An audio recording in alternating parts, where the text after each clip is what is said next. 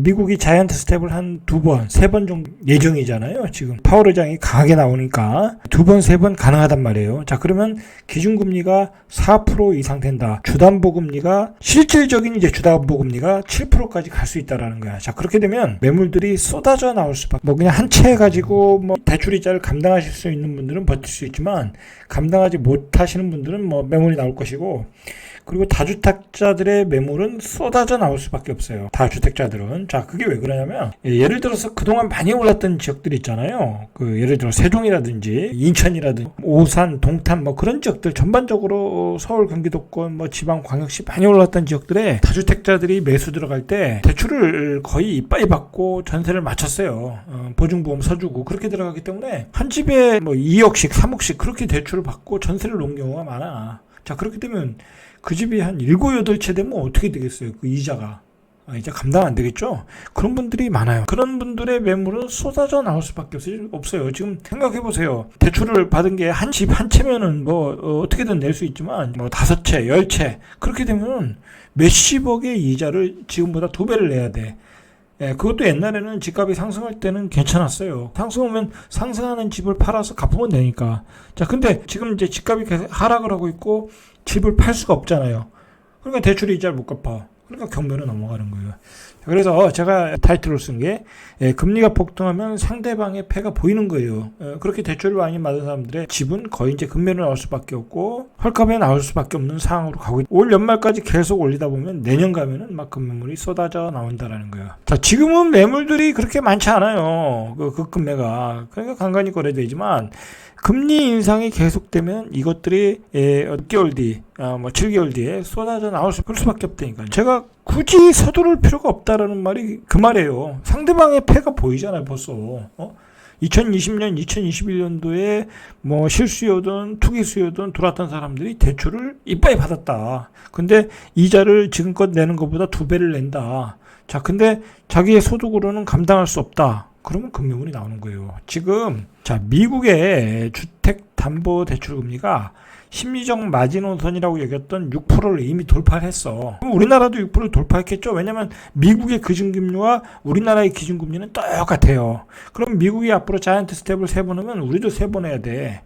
자, 그러니까 앞으로 7%, 8% 시대가 온다는 거예요. 현재는 6%고. 자, 6%가 되면 이게 여러 가지 부작용이 나온다는 게 미국의 그 대가들의 이야기야. 제가 오늘 하고 싶은 얘기가 그 얘기들이에요. 6%를 돌파했더니 글로벌 금융위기가 발생했던 2008년 이후 14년 만에 처음이라는 거야. 2008년에 바로 6%대 했다는 거야. 다시 2008년으로 돌아갔다라는 거예요. 자, 2008년은 그래도 돈이라도 풀었지. 그렇죠?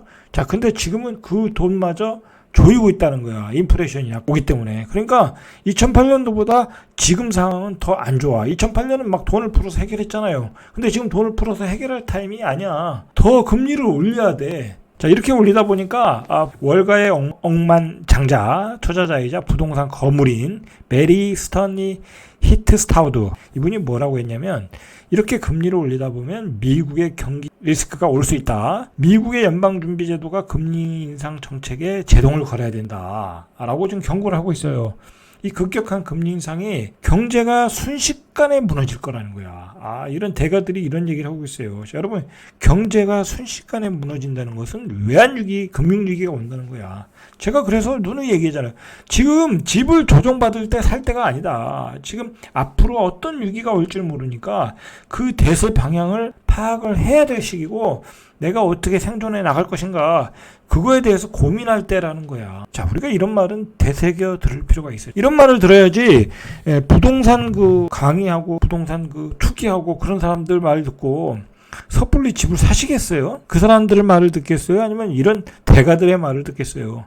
판단은 여러분들이 하셔야 되는 거예요. 자, 그래서 이분이 뭐라고 했냐면 인플레이션에 대한 연준의 우려와는 다르게 이분은 다르게 연준은 인플레이션이 오니까 막 금리를 올리고 있다.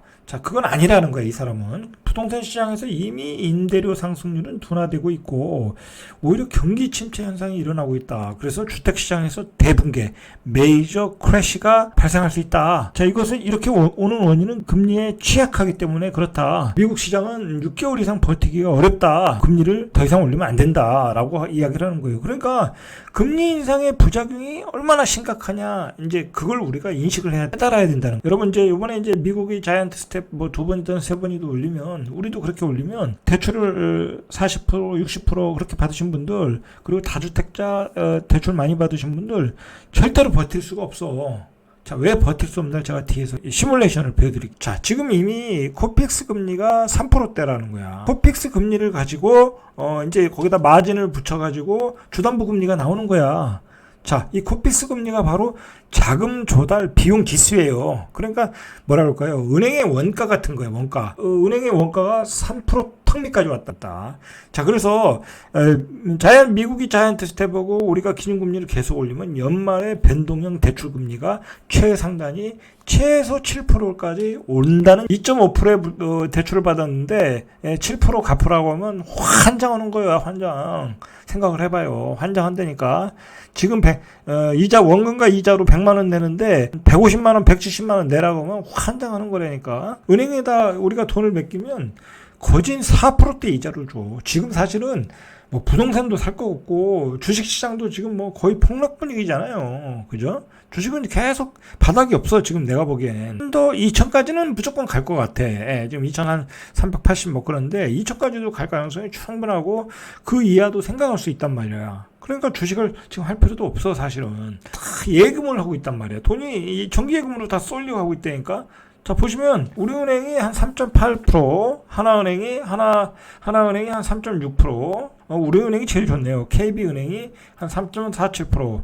자, 4대 시중은행 정기 예금 금리가 3% 중간대야. 자, 그러면 이제 앞으로 미국이 기준금리면 4%대가 넘는다는 거야.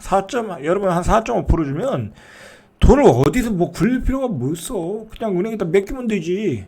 그래서 우리은행이 신규 취급에 새로 이제 신규로 취급하는 코픽스와 연계된 변동형 주담대 금리가 하단이 5.24야. 그리고 상단이 6.04야. 에서 이달 5.30에서 6.10으로 올랐어. 0.6% 정도 올랐죠. 자, 같은 기간 국민은행이 주담대 신규 코픽스 기준 변동금리가 상단이 5.90인데 상단이 5.96으로 올랐어. 그리고 NH농협은행이 상단이 5.54인데 5.60으로 올랐어. 자, 그러니까 연말이면 7%대 간다는 얘기가 뭐예요? 기준금리가 올라가면 7%대 간다는 얘기야. 하단도 지금 4.50이야. 우리은행은 5.30이야. 벌써 이제 5%대도 내고 있다라는 얘기. 부담도 6%대에서 7%로 넘어가는 과도기에 있다. 일단 평균 소득이 493만 원이고 월 평균 소비 지출이 242만 원이다. 그러면 250만 원이 남는 거야. 그럼 250만 원 가지고 이제 이자를 갚으면 될 거 아니에요?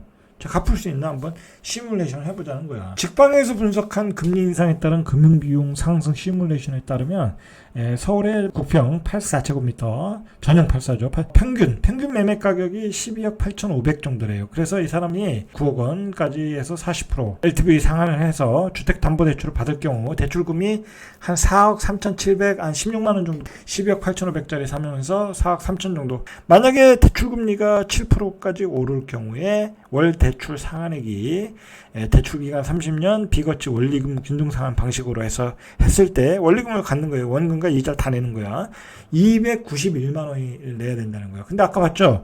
250만 원밖에 없어. 남는 게 지출을 해야 되니까 그 지출 줄여서 291만 원을 내야 된다. 2배 내야 된대요. 2배. 옛날에는 뭐 예를 들어서 뭐 한 150만 원 냈는데 이제 291만 원 내라는 거 이게 되겠냐고.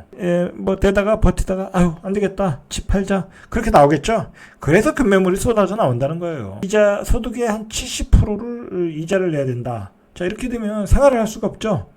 자, 이 사람들이 이제 그 전에는 209만 원을 냈다라는 거야. 그런데 금리가 폭등해가지고 82만 원을 더 낸다는 거야. 그러니까 금리 4% 수준에서는 209만 원, 금리 7% 수준에서는 289만 원을 낸다. 그러면 그게 소득의 70%를 낸다. 도시근로자 가처분 소득의 70% 가까이를 주택담보대출을 갚는 데 사용한다. 이게 가능하겠냐 이거야. 가능하지 않겠죠. 매물이 쏟아져 나오는 거예요. 쏟아져. 자, 마무리 해보겠습니다. 자, 이렇게 되면 7%대가 되면 이제 가을에 금리가 이제 7%가 자포가 잡혀서 이렇게 되면 2020년, 2021년도에 폭등했을 때 샀을 때 이제 이 가격이 이미 2020년 가격으로 돌아갔으니까 이런 분들이 6개월을 버티기 어렵다라는 거예요. 그래서 2023년 고금리에 버티지 못한 매물들이 쏟아져 나온다. 여기서 다주택자 물건들은 뭐 거의 다 대출이 꽉 찬 물건들이다. 그러니까 또 쏟아져 나온다. 부동산 뭐 조금 하신다는 분들이 많은 전문가들이 그런 얘기했어요. 뭐 금리는 시장에 영향을 안 미친다. 대부분이 그랬어. 그 부동산의 그 소위 전문가라는 사람들, 자칭 전문가들 말이 안 맞잖아요. 그죠? 말이 안 맞잖아. 금리가 어떻게 부동산에 영향을 안 주냐. 요번에 폭락할 때 뭐라고 그랬냐면 금리가 올라가면 집값이 올라간대. 상관없대. 그런 헛소리도 했어요. 한번 다 뒤져보세요. 그게 그 사람들이 했던 얘기야. 그런데 지금 현실은 어떠냐? 금리가 폭등하니까 10개월을 못 버티고 매물들이 쏟아져 나올 상황이라는 거야. 이렇게 상황이 역전됐다. 자, 이상 절대값TV의 명품 PD 한 PD였습니다.